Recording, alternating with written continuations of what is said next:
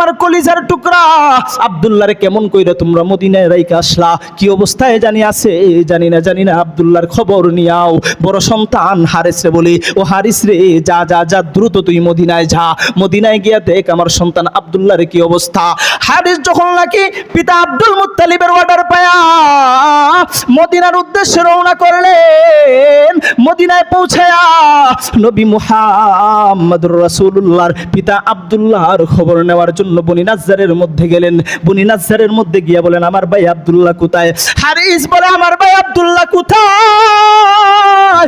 বনি নাজ্জারের গোত্রের লোকগুলা ডাক দিয়া বলে দীর্ঘ 1 মাস অবস্থান করলেন, অসুস্থতার সহিত এই জমিনের মধ্যে ছিলেন, আমাদের কাছেই ছিলেন। আব্দুল মুত্তালিব কিছুদিন আগে, আব্দুল্লাহ কিছুদিন আগে এই জমিন ত্যাগ করে পরকালে তিনি পাড়ি জমাইলেন। মোট কথা তারা খবর দিয়ে দিলেন আব্দুল্লাহ এই দুনিয়ার মধ্যে আর বাঁচে নাই।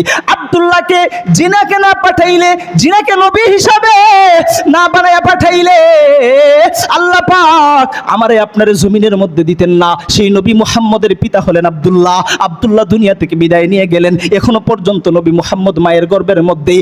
জামানার ইয়েতিমগুলোর দিকে তাকায় দেখো, যারা জন্মের পূর্বে বা ছোট অবস্থায় বাল্যকালে বাবা হারাইছি, যারা বাবারে পাই নাই, আমরা জানি এতিম সন্তান কিভাবে অবহেলার সহিত লালিত পালিত হয়। তার মতো নিঃস্ব, তার মতো দুঃখী মানুষ আর জমিনের মধ্যে হতে পারে না।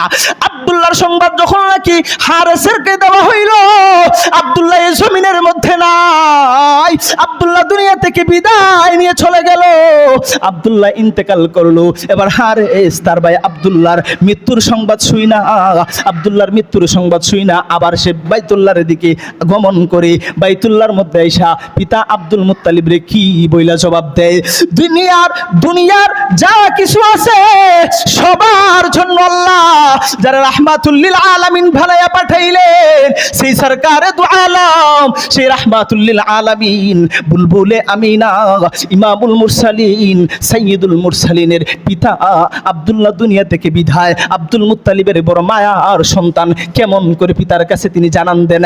আব্দুল মুত্তালিব ডাক দিয়ে জিজ্ঞাসা করে, ও হারিস তোমারে পাঠাইলাম মদিনার মধ্যে বনু নাজ্জার গোত্রের মধ্যে আমার কলিজার টুকরা আব্দুল্লাহরে নিয়ে আসার জন্য।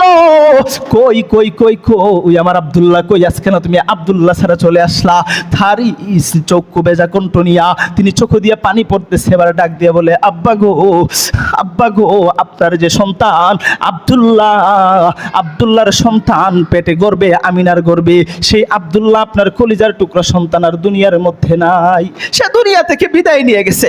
আব্দুল মুত্তালিব চোখের পানি ছাইরা দিয়া ওজোরে কান্না করে।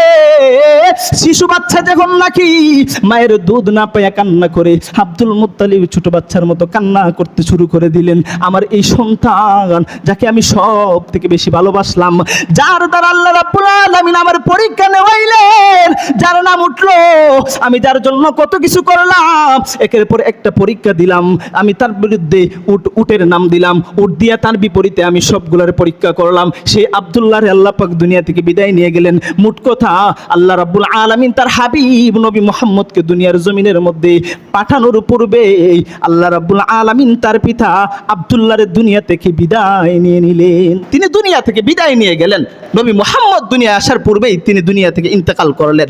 আল্লাহ রাব্বুল আলামিন এই মেসেজ দিলেন, এ দুনিয়াবাসী,